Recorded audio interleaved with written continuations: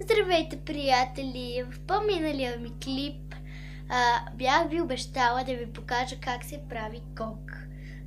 За целта ми трябва една ластичка, но аз съм се вързала вече, и още една. Както и едно такова, не знам точно как се казва, и пяна за коса. Аз вече съм се намазала и съм се вързала. Нека да продължим по-нататък. След като се намажете, така зализвате се нагоре. И след това се връзвате. Сещате се, да. След това имате това в ръка и го мушкате ето. Звън с телефона, преди това звъня. Добре. Тук. Това беше преди малко майка ми. Защото излизат и аз се радвам, че ще остана сама.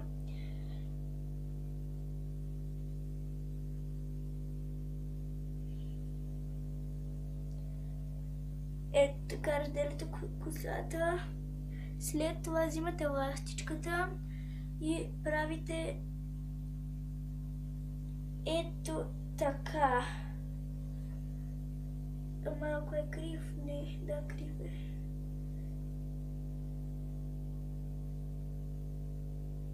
Точно направих ли го? Да.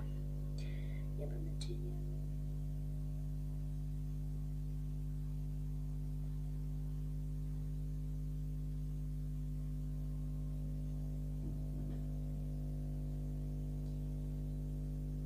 Ще ви трябват освен това 6 фиби. 7.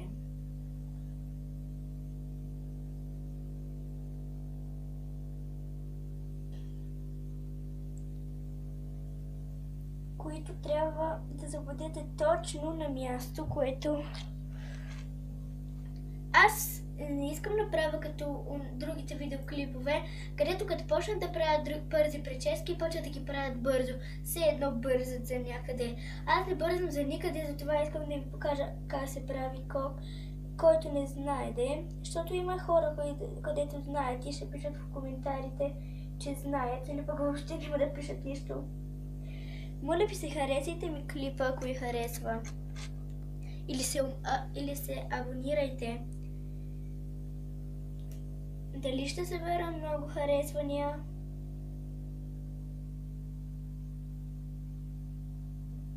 Моите видеоклипове не са за да стана известна, просто защото искам да покажа на хората някои неща.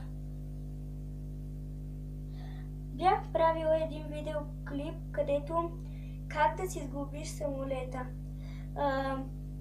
Наистина е от сайт на части съм го купила, защото не исках да спробвам да сглобя самолет сама.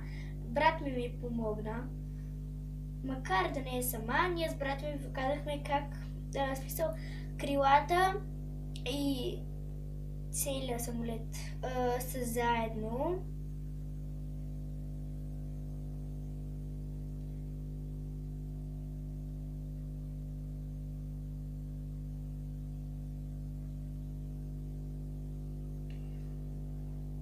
Извинете, все съм в различни стаи, но това е моята детска стая. Моята стая, да имам предвид, и никога не съм ви я показвала. Тя е с голяма спалня и много голям гардероб, но и брат ми си слага там дрехите, защото на него, защото гардероб не искаше друг. Той искаше тук да си слага дрехите, но аз бях много против това. Затова хич не искам той дрехите да му се тука, и всяка сутрин като идва да си взима дрехи и ме събужда.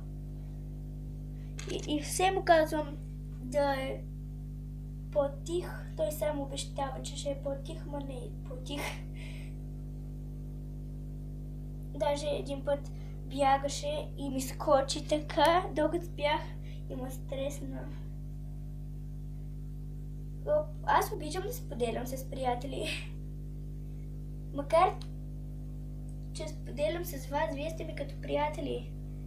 Ако ви остане крайчето, вземете още една фиба. Потърсете от някъде. Ако трябва да е такава, някаква, стига да си направите кока.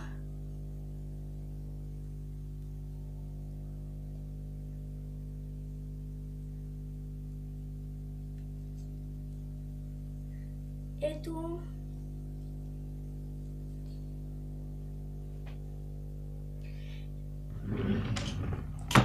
Така се прави кок.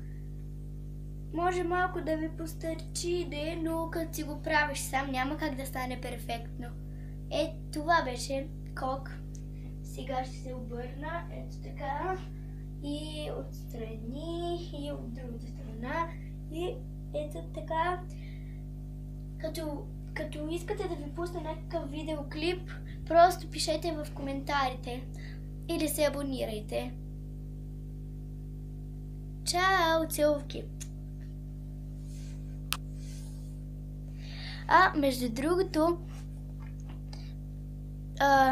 исках да ви кажа, че смятам да правя един друг видеоклип. Още не съм го измислила, но ще бъде интересен.